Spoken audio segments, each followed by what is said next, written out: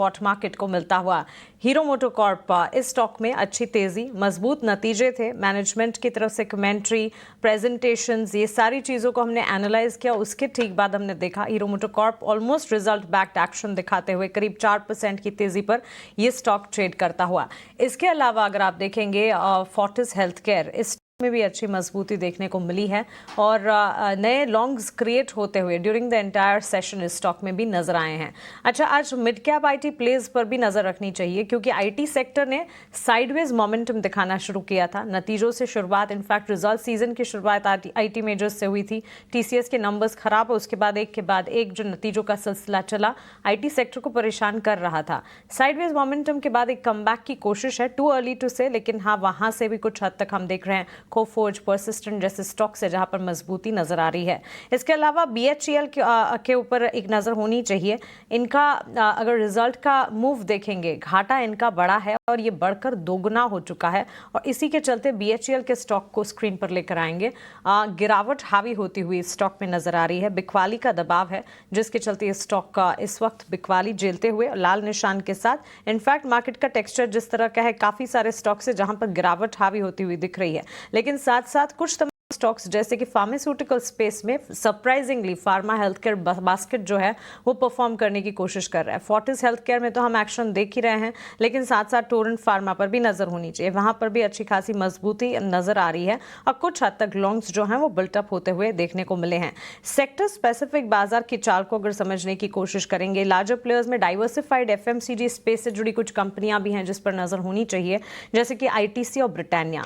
ITC अच्छा action आज के सत्र में दिखा रहा है और लार्जर प्लेयर्स में जो मेजर कंट्रीब्यूशन आ रहा है उसमें पहले 5 खिलाड़ी जो है उसमें हीरो मोटोकॉर्प के बाद आईटीसी और ब्रिटानिया दोनों स्टॉक्स हैं जहां पर आप मजबूती देख पाएंगे। ऑलमोस्ट 0.5% ही सही, लेकिन गेन्स इस मार्केट में भी इन स्टॉक्स में विजिबल नजर आ रहे हैं। एचसीएल टेक्नोलॉजीज और जेएसडब्ल्यू स्टील को भी इस लिस्ट में एड अप करना चाहिए, वहां पर भी मजबूती के साइंस देखने को मिल रहे हैं।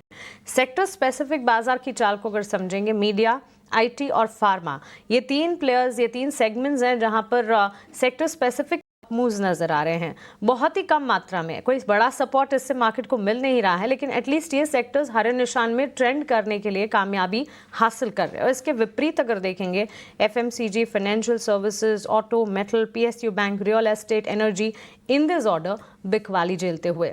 ओवरऑल अभिषेक, मार्केट का टेक्सचर तो काफ़ी इस वक्त वीक है और जैसे कि आप भी बता रहे हैं कि सिर्फ टैरिफ को लेकर टेंशन नहीं है, लेकिन अनिश्चितताएं, कंटिंजेंट सिनेरियोज और अनसर्टनिटीज जो हैं वो बाजार पर और ज़्यादा हावी होती हुई नजर आ रही है।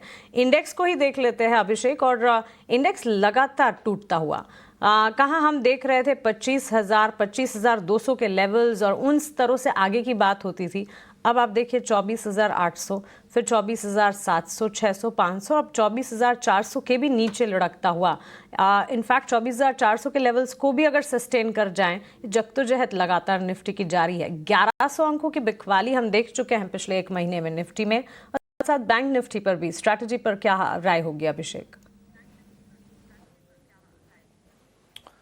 मानसी, देखिए बहुत ही अहम सपोर्ट टूटे हैं और अब तो मतलब 10 डीएमए, 50 डीएमए, 100 डीएमए, सारे के सारे लेवल टूट गए और अब बातचीत हो रही है कि 200 डीएमए की हम बहुत ईएमए के काफ़ी नज़दीक आ गए हैं। 200-250 पॉइंट की दूरी रह गई है, तो कन्विक्शन नहीं है मानसी, कॉन्फिडेंस नहीं है। अब जिनके लॉन्ग्स हैं, अब मुझे लगता है ना कि बहुत ही कम पोजीशन रखनी चाहिए और यहाँ से जो अनिश्चितता है, ऐसा नहीं कि बाजार में कुछ हम यहाँ से बेहतरी की उम्मीद कर रहे हैं। आप ये देखिए कि मतलब जहां इक्के दुक्के नतीजे आ रहे हैं तो वो बाजार के मूड को अपलिफ्ट नहीं कर रहे हैं। पिछले दिनों क्या हो रहा था कि 1-2 नतीजे खराब आ रहे थे तो पूरे बाजार को गिरा रहे थे। बजाज फाइनेंस के आए तो हमने उसी तरह से देखा था, कोटक बैंक के जब नंबर आए फिर हमने देखा था। तो इन नतीजों का असर हम देख नहीं रहे हैं और चौतरफा गिरावट हो रही है। अब यहाँ से 24,000 के लेवल ही साफ दिखाई दे रहे हैं। एक कॉल साइड की अगर हम पोजिशनिंग देखें तो 3 लाख कॉन्ट्रैक्ट का ओपन इंटरेस्ट है पुट साइड पर, 24,300 के पुट पर। तो वहाँ थोड़ी सी हो सकता है कि वहाँ सपोर्ट ले, अदरवाइज तो मामला बड़ा कमज़ोर लग रहा है।